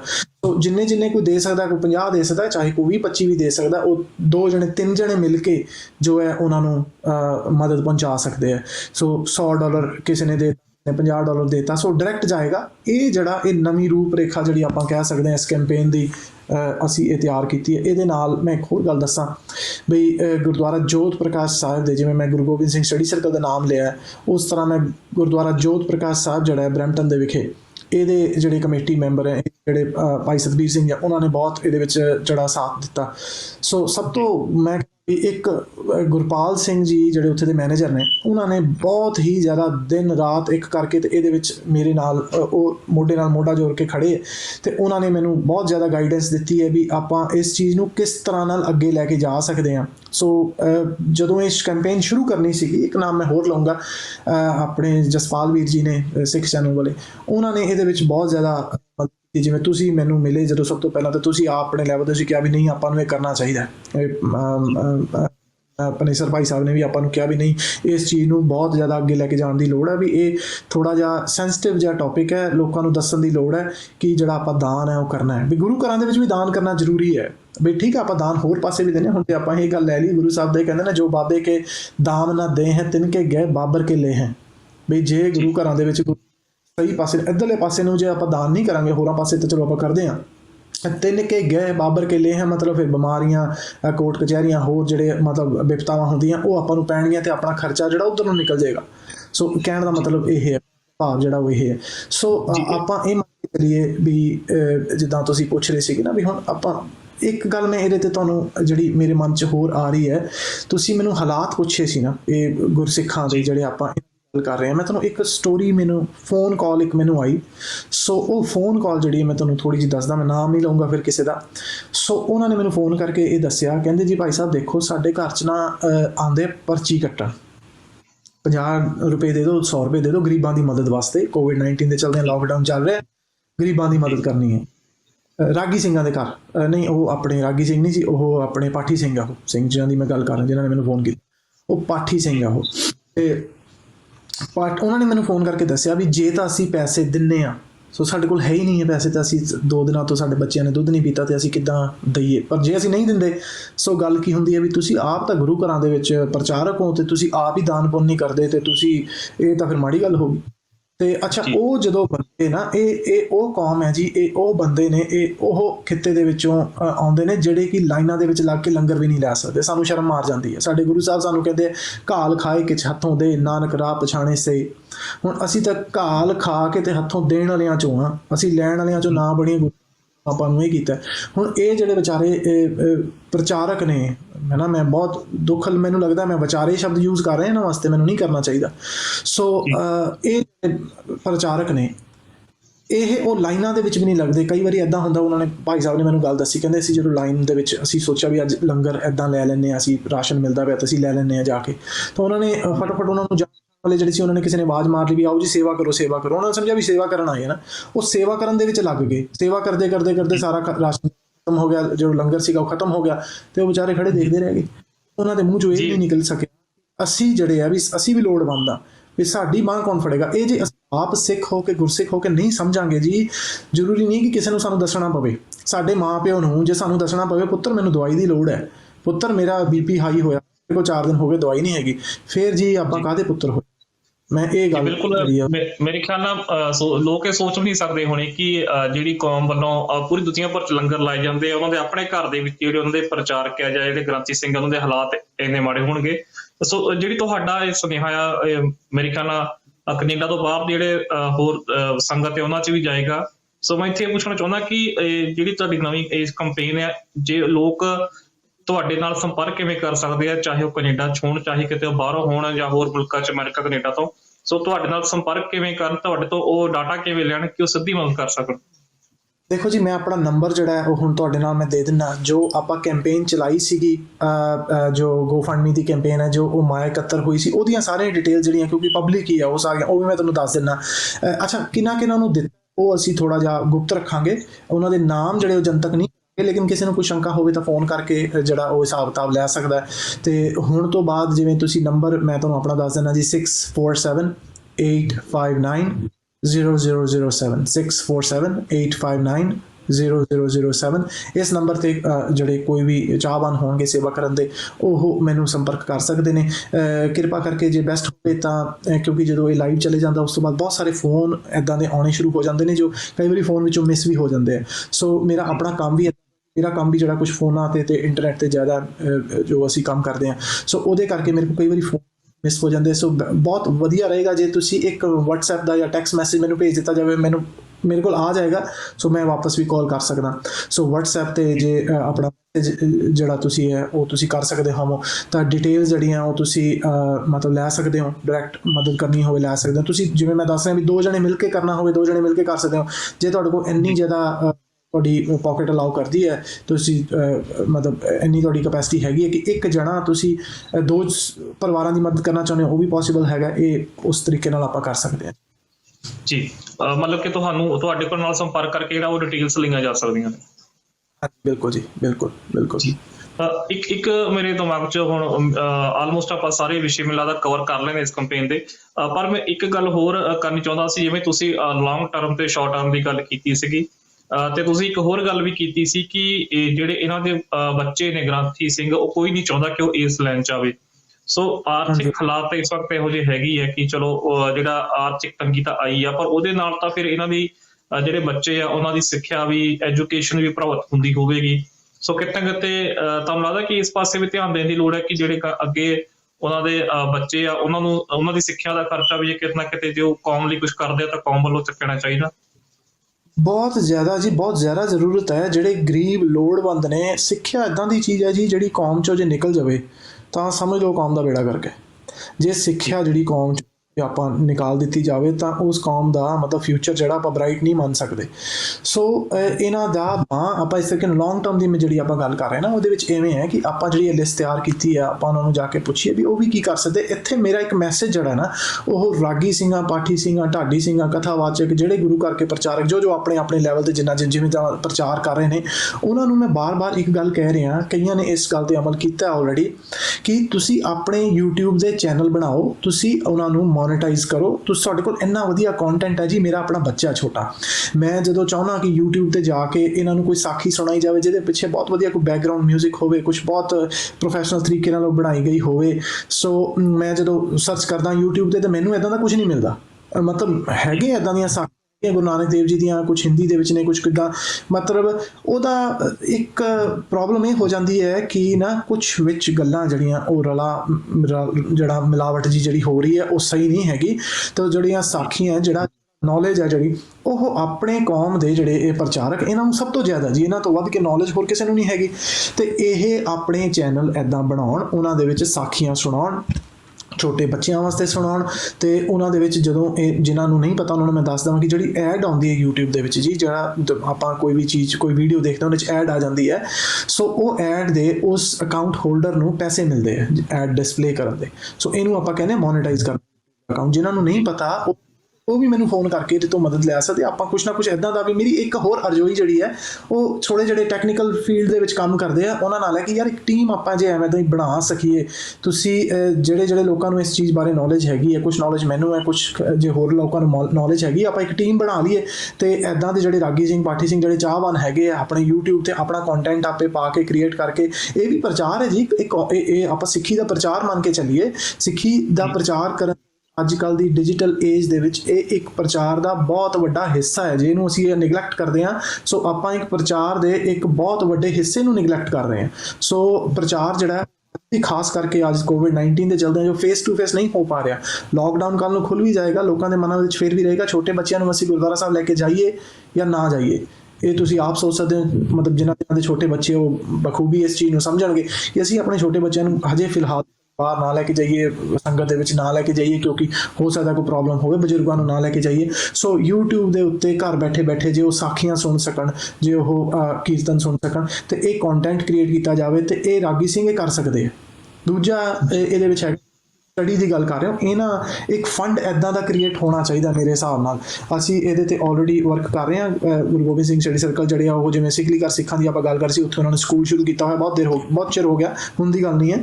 ਸੋ ਇੱਦਾਂ ਦੇ ਸਕੂਲ ਬਹੁਤ ਚੱਲ ਰਹੇ ਨੇ, ਬਹੁਤ ਮਦਦ ਆਲਰੇਡੀ ਕੀਤੀ ਜਾ ਰਹੀ ਹੈ। ਪਰ ਮੈਂ ਇਹ ਚਾਹੁੰਦਾ ਕਿ ਇੱਦਾਂ ਦਾ ਇੱਕ ਜਿਹੜਾ ਕੋਈ ਯੂਨੀਵਰਸਲ ਫੰਡ ਜਿਹੜਾ ਨਾ, ਇੱਕ ਯੂਨੀਵਰਸਲ ਫਰੰਟ ਤੇ ਲੈਵਲ ਤੇ ਇੱਕ ਕ੍ਰੀਏਟ ਕੀਤਾ ਜਾਵੇ। ਇੱਕ ਮੈਨੂੰ ਸਾਖੀ ਯਾਦ ਆਉਂਦੀ ਹੈ ਜੀ, ਆਪਣਾ ਜਿਹੜਾ ਸੀਗਾ ਨਾ, ਉਹ ਦੇਖੋ ਮੈਂ ਇੱਥੋਂ ਸ਼ੁਰੂ ਕਰਦਾ। ਗੁਰੂ ਘਰ ਦਾ ਵਿਰੋਧੀ ਸੀ ਉਹ, ਗੁਰੂ ਹਰਗੋਬਿੰਦ ਪਾਤਸ਼ਾਹ ਜੀ ਦਾ ਕੱਟੜ ਵਿਰੋਧੀ ਸੀਗਾ। ਉਹਦੇ ਅੱਗੋਂ 4 ਪੁੱਤਰ ਸੀਗੇ। ਸਭ ਤੋਂ ਵੱਡਾ ਪੁੱਤਰ ਦਾਰਾ ਸੀ, ਸੁਜਾ ਸੀਗਾ। ਉਹਦਾ ਸਭ ਤੋਂ ਔਰੰਗਜ਼ੇਬ ਸੀਗਾ। ਔਰੰਗਜ਼ੇਬ ਜਿਹੜਾ ਸੀਗਾ ਆਪਾਂ ਸਾਰੇ ਜਾਣਦੇ ਹਾਂ ਵੀ ਉਹ ਬਹੁਤ ਜ਼ਿਆਦਾ ਜਿਹੜੀ ਕੱਟੜ ਬਿਰਤੀ ਦਾ ਮਾਲਕ ਸੀਗਾ ਤੇ ਬਹੁਤ ਉਹ ਕਨਿੰਗ ਸ਼ਰੂਡ ਜਿਹਨੂੰ ਆਪਾਂ ਕਹੀਏ ਵੀ ਐਦਾਂ ਦਾ ਉਹ ਬੰਦਾ ਸੀਗਾ। ਸੋ ਉਹਦਾ ਮਨ ਵਿੱਚ ਕੀ ਆਇਆ ਕਿ ਜਿਹੜੀ ਇਹ ਗੱਦੀ ਨਿਸ਼ੀ ਹੈ ਦਾਰੇ ਨੇ ਹੋਣਾ ਤੇ ਮੈਂ ਇਹਨਾਂ ਪੱਤਾ ਜਿਹੜਾ ਨਾ ਉਹ ਕੱਟ ਦੇਵਾਂ। ਬਾਵਰਚੀ ਨੂੰ ਉਹਨੇ ਨਾਲ ਰਲਾ ਲਿਆ ਉਹਦੇ ਖਾਣੇ ਦੇ ਵਿੱਚ, ਦਾਰੇ ਦੇ ਖਾਣੇ ਦੇ ਵਿੱਚ ਸ਼ੇਰ ਦੀ ਮੁੱਛ ਦਾ ਵਾਲ ਜਿਹੜਾ ਉਹ ਪਾ ਦਿੱਤਾ। ਸੋ ਉਹਦੇ ਨਾਲ ਉਹਦੇ ਢਿੱਡ ਦੇ ਵਿੱਚ ਅਲਸਰ ਹੋ ਗਏ ਵੀ ਕੈਂਸਰ ਹੋ ਗਿਆ ਤੇ ਉਹਦਾ ਜਿਹੜਾ ਨਾ ਵੀ ਬਹੁਤ ਜ਼ਿਆਦਾ ਜਿਹੜੀ ਸਿਹਤ ਵਿਗੜ ਗਈ ਤੇ ਉਹਦਾ ਮਰਨਾ ਤੈਅ ਹੀ ਹੋ ਗਿਆ ਆਲਮੋਸਟ, ਹੈ ਨਾ। ਸੋ ਉਸ ਜ਼ਮਾਨੇ ਦੇ ਵਿੱਚ ਕੀ ਹੋਇਆ ਵੀ ਜਿਹੜਾ ਉਹਨਾਂ ਦਾ ਉਹਨਾਂ ਦਾ ਜਿਹੜਾ ਮੀਰ ਹਸਨ ਸੀ, ਮੈਨੂੰ ਸ਼ਾਇਦ ਨਾਮ ਭੁੱਲਦਾ ਹੋਏਗਾ, ਵੀ ਉਹਨਾਂ ਦਾ ਜਿਹੜਾ ਵੈਦ ਸੀਗਾ ਨਾ, ਉਹ ਵੈਦ ਨੇ ਕਿਹਾ ਇਹਦਾ ਇਲਾਜ ਹੁਣ ਇੱਕੋ ਇੱਕ ਇਲਾਜ ਹੈ ਵੀ 3 ਚੀਜ਼ਾਂ ਮੈਨੂੰ ਚਾਹੀਦੀਆਂ, ਵੱਡਾ ਲੌਂਗ, ਚਿੱਟੀ ਹਰੜ ਤੇ ਗੱਜ ਮੋਤੀ। ਇਹ ਮੈਨੂੰ 3 ਚੀਜ਼ਾਂ ਚਾਹੀਦੀਆਂ ਤੇ ਇਹ 3 ਚੀਜ਼ਾਂ ਦਾ ਮੈਂ ਇੱਕ ਦਵਾਈ ਬਣਾਉਂਗਾ, ਤਿਆਰ ਕਰੂੰਗਾ, ਉਹਦੇ ਨਾਲ ਇਹਦਾ ਇਲਾਜ ਹੋ ਸਕਦਾ, ਨਹੀਂ ਤਾਂ ਇਹਦਾ ਬਚਣਾ ਜਿਹੜਾ ਉਹ ਮੁਸ਼ਕਿਲ ਹੈ। ਸੋ ਇੱਥੇ 2 ਸਿੱਖਿਆਵਾਂ ਆਪਾਂ ਨੂੰ ਮਿਲਦੀਆਂ ਕਿ ਉਹਦਾ ਸਾਥ ਕਿਹਨੇ ਦਿੱਤਾ। ਗੁਰੂ ਘਰ ਦੇ ਕੱਟੜ ਵਿਰੋਧੀ ਦੇ ਪੁੱਤਰ ਦਾ ਸਾਥ ਗੁਰੂ ਘਰ ਨੇ ਦਿੱਤਾ। ਗੁਰੂ ਘਰ ਦੇ ਜਿਹੜੇ ਗੁਰੂ ਹਰਿਰਾਏ ਸਾਹਿਬ ਜੀ ਦਾ ਕਿਰਤਪੁਰ ਦੇ ਵਿੱਚ ਸਫਾਖਾਨਾ ਹੈ, ਉੱਥੋਂ ਦੀਆਂ 3 ਚੀਜ਼ਾਂ ਮਿਲੀਆਂ ਜੀ। ਹੁਣ ਸੋਚਣ ਦੀ ਗੱਲ ਇਹ ਹੈ, ਉਹਨਾਂ ਸਮਿਆਂ ਦੇ ਵਿੱਚ ਆਪਾਂ ਸਿਰਫ ਦੇਸ਼ ਦਾ, ਆਪਾਂ ਸਿਰਫ ਹਿੰਦੁਸਤਾਨ ਦੇ ਗੱਲ ਨਾ ਕਰੀਏ, ਦੁਨੀਆ ਦੇ ਸਭ ਤੋਂ ਵੱਡੀ ਆਲਮੋਸਟ ਸਲਤਨਤ ਦਾ ਜਿਹੜਾ ਮਾਲਕ ਹੈ, ਜਿਹੜਾ ਰਾਜਾ ਹੈ, ਉਹਨੂੰ ਜਦੋਂ ਲੋੜ ਪਈ ਹੈ ਮੈਡੀਕਲ ਆਪਾਂ ਇਹ ਕਹੀਏ ਹੈਲਪ ਦੀ, ਤਾਂ ਉਸ ਜਿਹੜੀ ਹੈਲਪ ਹੈ, ਉਹ ਜਿਹੜੀਆਂ 3 ਚੀਜ਼ਾਂ ਹੈ, ਉਹ ਗੁਰੂ ਹਰਿਰਾਏ ਸਾਹਿਬ ਜੀ ਦੇ ਸਫਾਖਾਨੇ ਦੇ ਵਿੱਚ ਕੀਰਤਪੁਰ ਸਾਹਿਬ ਮਿਲ ਰਹੀਆਂ। ਸੋ ਉਸ ਸਮੇਂ ਦੇ ਵਿੱਚ ਜਿਹੜਾ ਉਹ ਸਫਾਖਾਨਾ ਸੀਗਾ, ਜਿਹੜਾ ਮੈਡੀਕਲ ਸੈਂਟਰ ਜਿਹਨੂੰ ਆਪਾਂ ਅੱਜ ਦੇ ਇਸ ਜ਼ਮਾਨੇ ਦੇ ਹਿਸਾਬ ਨਾਲ ਮੈਡੀਕਲ ਹਸਪੀਟਲ ਕਹਿ ਲਈਏ, ਸੋ ਉਹ ਜਿਹੜਾ ਹੈ ਹਸਪੀਟਲ ਸੀਗਾ, ਉਹ ਗੁਰੂ ਘਰ ਦੀ ਗੁਰੂ ਸੰਗਤ ਦੇ ਪੈਸਿਆਂ ਦੇ ਨਾਲ ਚੱਲਦਾ ਹੋਏਗਾ ਜੀ, ਹੈ ਨਾ। ਸੋ ਉਸ ਸਮੇਂ ਦੇ ਜਿਹੜੇ ਵਿਦਿਅਕ ਅਦਾਰੇ ਸੀਗੇ ਉਹ ਗੁਰੂ ਦੀ ਸੰਗਤ ਦੇ ਪੈਸੇ ਨਾਲ ਚੱਲਦੇ ਸਨ। ਸੋ ਉਸ ਸਮੇਂ ਦੇ ਜਿਹੜੇ ਮੈਡੀਕਲ ਸੈਂਟਰ ਸੀਗੇ, ਉਹ ਇਸ ਲੈਵਲ ਦੇ ਮੈਡੀਕਲ ਸੈਂਟਰ ਜਿਹੜੇ ਸੀਗੇ ਉਹ ਅੱਜ ਆਪਣੇ ਕੋਲ ਕਿਉਂ ਨਹੀਂ ਹਨ। ਮੈਨੂੰ ਨਹੀਂ ਇਹ ਸਮਝ ਆਉਂਦੀ ਵੀ ਅੱਜ ਅਸੀਂ ਇਹ ਕਿਉਂ ਇਸ ਚੀਜ਼ ਪਿੱਛੇ ਰਹਿ ਚੁੱਕੇ ਹਾਂ। ਅੱਜ ਆਪਣੇ ਗੁਰੂ ਸਾਹਿਬਾਨਾਂ ਦੇ ਨਾਮ ਤੇ ਅਸੀਂ ਸਕੂਲਾਂ ਦੇ ਨਾਮ ਰੱਖ ਕੇ ਮਤਲਬ ਇਸ ਚੀਜ਼ ਨੂੰ ਅੱਗੇ ਨਹੀਂ ਲੈ ਕੇ ਜਾ ਪਾ ਰਹੇ। ਉਹਦਾ ਕੀ ਰੀਜ਼ਨ ਹੈ?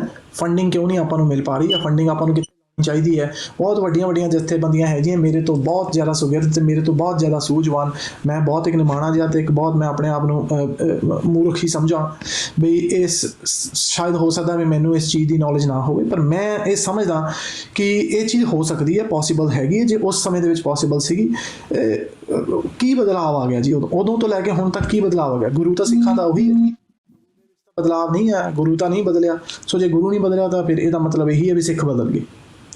ਤੇ ਆਪਾਂ ਇਸ ਚੀਜ਼ ਨੂੰ ਕਿੱਦਾਂ ਫੰਡ ਇਦਾਂ ਦਾ ਕ੍ਰੀਏਟ ਹੋ ਸਕਦਾ, ਬਟ ਇਹ ਬਹੁਤ ਲੌਂਗ ਟਰਮ ਸੋਚ ਹੈ ਮੇਰੇ ਮੁਤਾਬਕ। ਇਹ ਇੱਕ ਇਕੱਲੇ ਬੰਦੇ ਦੇ ਵੱਸ ਦੀ ਖੇਡ ਹੈ ਨਹੀਂ ਹੈ। ਇਹ ਮਤਲਬ ਕੋਈ ਖਾਲਾ ਜੀ ਦਾ ਵਾੜਾ ਨਹੀਂ ਹੈਗਾ, ਇਹ ਮੈਂ ਸਮਝਦਾ ਇਸ ਚੀਜ਼ ਨੂੰ। ਸੋ ਇਹਦੇ ਨਾਲ ਜਿਹੜੀਆਂ ਸੁਗਰਦ, ਜਿਹੜੀਆਂ ਕੌਮ ਦੀਆਂ ਜਿਹੜੀਆਂ ਸ਼ਖਸੀਅਤਾਂ, ਉਹ ਅੱਗੇ ਜੇ ਆਉਣ ਮੈਸੇਜ ਦੇਣ, ਉਹਨਾਂ ਦਾ ਮੈਸੇਜ ਦਾ ਇੱਕ ਵੱਧ ਇੰਪੈਕਟ ਪਏਗਾ ਰਾਦਰ ਕਿ ਜੇ ਮੈਂ ਮੈਸੇਜ ਦੇ ਰਿਹਾ ਉਹਦਾ ਇੰਨਾ ਇੰਪੈਕਟ ਨਹੀਂ ਪਏਗਾ। ਜੋ ਵੱਡੇ ਕੌਮ ਦੀਆਂ ਜਿਹੜੀਆਂ ਵੱਡੀਆਂ ਸ਼ਖਸੀਅਤਾਂ ਉਹ ਜੇ ਮੈਸੇਜ ਅੱਗੇ ਪਹੁੰਚਾ ਸਕਣ ਤਾਂ ਬਹੁਤ ਇੰਪੈਕਟ। ਇਹ ਜ਼ਰੂਰ ਇੱਕ ਫੰਡ ਇੱਦਾਂ ਦਾ ਕ੍ਰੀਏਟ ਹੋਣਾ ਚਾਹੀਦਾ ਜਿੱਥੇ ਗੁਰੂ ਘਰ ਦੇ ਪ੍ਰਚਾਰਕਾਂ ਦੇ ਜਿਹੜੇ ਬੱਚੇ ਆ ਉਹ ਫ੍ਰੀ ਦੇ ਵਿੱਚ ਪੜ੍ਹ ਸਕਣ, ਉਹਨਾਂ ਦੇ ਇਲਾਜ ਜਿਹੜੇ ਉਹ ਫ੍ਰੀ ਦੇ ਵਿੱਚ ਹੋ ਸਕੇ, ਉਹਨਾਂ ਦੇ ਮਾਂ ਪਿਓ ਦਾ ਜਿਹੜਾ ਇਲਾਜ ਹੈ ਉਹ ਫ੍ਰੀ ਦੇ ਵਿੱਚ ਹੋਵੇ। ਇਹ ਬਹੁਤ ਜ਼ਰੂਰੀ ਹੈ ਜੀ। ਜੀ ਪ੍ਰਭ ਸਿਮਰ ਸਿੰਘ ਜੀ, ਬਹੁਤ ਬਹੁਤ ਧੰਨਵਾਦ।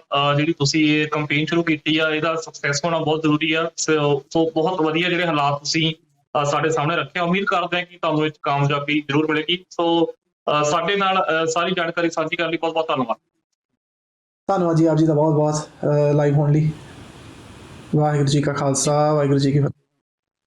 ਵਾਹਿਗੁਰੂ ਜੀ ਕੀ ਫਤਿਹ। ਸੋ ਇਹ ਸਨ ਸਾਡੇ ਨਾਲ ਪ੍ਰਭ ਸਿਮਰ ਸਿੰਘ ਹੁਣੀ, ਜਿਨ੍ਹਾਂ ਨੇ ਬਹੁਤ ਹੀ ਅਹਿਮ ਵਿਸ਼ੇ ਤੇ ਗੱਲਬਾਤ ਕੀਤੀ ਸਾਡੇ ਨਾਲ। ਉਹਨਾਂ ਨੇ ਦੱਸਿਆ ਵੀ ਕਿ ਜਿਹੜੀ ਕੰਪੇਨ ਪਿਛਲੇ ਦਿਨ ਸ਼ੁਰੂ ਕੀਤੀ ਗਈ ਸੀ, ਹਾਲਾਂਕਿ COVID-19 ਦਾ ਇੱਕ ਬਹਾਨਾ ਬਣ ਗਿਆ ਕਿਉਂਕਿ ਹਾਲਾਤ ਥੋੜੇ ਜ਼ਿਆਦਾ ਵਿਗੜ ਗਏ, ਪਰ ਆਮ ਤੌਰ ਤੇ ਵੀ ਅਸੀਂ ਦੇਖਦੇ ਹਾਂ ਕਿ ਗੁਰੂ ਕੇ ਜਿਹੜੇ ਵਜ਼ੀਰ ਆ, ਹਾਲਾਂਕਿ ਅਸੀਂ ਕਹਿੰਦੇ ਹਾਂ, ਪਰ ਹੁਣ ਉਹ ਸਤਿਕਾਰ ਜਿਹੜਾ ਵਾ ਉਹ ਆਮ ਲੋਕ ਜਿਹੜੇ ਆਮ ਸਿੱਖਿਆ ਉਹਨਾਂ ਵਿੱਚ ਉਹਨਾਂ ਨੂੰ ਨਹੀਂ ਮਿਲਦਾ। ਤਰ੍ਹਾਂ ਦੇ ਸਵਾਲ ਵੀ ਉਹਨਾਂ ਤੇ ਉਠਾਏ ਜਾਂਦੇ ਆ। ਕਈ ਵਾਰ ਕਈ ਥਾਵਾਂ ਤੇ ਕੁਝ ਮੰਦਭਾਗੀਆਂ ਖਬਰਾਂ ਵੀ ਸਾਹਮਣੇ ਆਉਂਦੀਆਂ ਕਿ ਉਹਨਾਂ ਨਾਲ ਕਈ ਵਾਰੀ ਇਹੋ ਜਿਹਾ ਬਿਹੇਵ ਕੀਤਾ ਜਾਂਦਾ ਕਿ ਜਿਹੜਾ ਨਹੀਂ ਕਰਨਾ ਚਾਹੀਦਾ। ਸੋ ਕਿਤੇ ਨਾ ਕਿਤੇ ਇਹ ਮੁਹਿੰਮ ਜਿਹੜੀ ਆ ਦੁਬਾਰਾ ਉਹਨਾਂ ਦੀ ਜਿੱਥੇ ਸਤਿਕਾਰ ਬਹਾਲ ਕਰਨ ਲਈ ਚਲਾਈ ਗਈ ਆ, ਉੱਥੇ ਨਾਲ ਹੀ ਜਿਹੜਾ ਇੱਕ ਉਹਨਾਂ ਦੀ ਆਰਥਿਕ ਮਦਦ ਜਿਹੜੀ ਆ ਉਹ ਵੀ ਕੀਤੀ ਜਾਵੇ ਤਾਂ ਕਿ ਹਾਲਾਤ ਜਿਹੜੇ ਆ ਉਹ ਬਿਹਤਰ ਹੋ ਸਕਣ। ਸੋ ਉਮੀਦ ਕਰਦੇ ਹਾਂ ਕਿ ਤੁਹਾਨੂੰ ਇਹ ਪੇਸ਼ਕਸ਼ ਪਸੰਦ ਆਈ ਹੋਵੇਗੀ ਤੇ ਇਸ ਮੁੱਦੇ ਤੇ ਅਜਿਹੀਆਂ ਹੋਰ ਜਿਹੜੀਆਂ ਵਾ ਅਸੀਂ ਪੇਸ਼ਕਸ਼ਾਂ ਲੈ ਕੇ ਤੁਹਾਡੇ ਸਾਹਮਣੇ ਹਾਜ਼ਰ ਹੁੰਦੇ ਰਹਾਂਗੇ। ਤੁਸੀਂ ਦੇਖਦੇ ਰਹੋ ਟੀਵੀ ਪੰਜਾਬ। ਸਤਿ ਸ਼੍ਰੀ ਅਕਾਲ ਜੀ, ਮੈਂ ਨਿਰਮਲ ਮਾਨ ਪੂਰਾ ਟੈਕਸਟਾਈਲ ਤੋਂ। ਇਹ ਤੁਸੀਂ ਵੀਡੀਓ ਦੇਖ ਰਹੇ ਸੀ ਟੀਵੀ ਪੰਜਾਬ ਦੇ ਉੱਤੇ। ਇਹੋ ਜਿਹੇ ਹੋਰ ਜਾਣਕਾਰੀ ਭਰਪੂਰ ਵੀਡੀਓ ਦੇਖਣ ਵਾਸਤੇ ਟੀਵੀ ਪੰਜਾਬ ਦੇ ਚੈਨਲ ਨੂੰ ਸਬਸਕ੍ਰਾਈਬ ਕਰੋ ਤੇ ਨਾਲ ਹੇਠ ਦਿੱਤੇ ਹੋਏ ਬੈਲ ਆਈਕਨ ਦੇ ਬਟਨ ਦਬਾਓ। ਸਤਿ ਸ਼੍ਰੀ ਅਕਾਲ।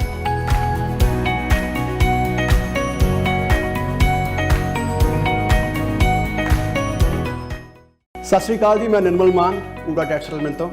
ਇਹ ਤੁਸੀਂ ਵੀਡੀਓ ਦੇਖ ਰਹੇ ਸੀ ਟੀਵੀ ਪੰਜਾਬ ਦੇ ਉੱਤੇ। ਇਹੋ ਜਿਹੇ ਹੋਰ ਜਾਣਕਾਰੀ ਭਰਪੂਰ ਵੀਡੀਓ ਦੇਖਣ ਵਾਸਤੇ ਟੀਵੀ ਪੰਜਾਬ ਦੇ ਚੈਨਲ ਨੂੰ ਸਬਸਕ੍ਰਾਈਬ ਕਰੋ ਤੇ ਨਾਲ ਹੇਠ ਦਿੱਤੇ ਹੋਏ ਬੈਲ ਆਈਕਨ ਦੇ ਬਟਨ ਦਬਾਓ। ਸਤਿ ਸ਼੍ਰੀ ਅਕਾਲ।